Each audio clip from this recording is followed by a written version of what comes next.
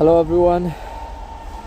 So there is a snowstorm in Istanbul, and this is the first time in the last 10 years it's snowing this much heavily.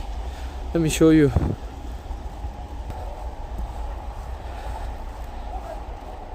This is the E5 highway.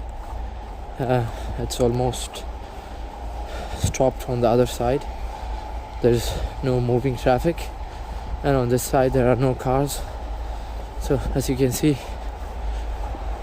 it's really heavy. Look at this guy, he's driving so easily.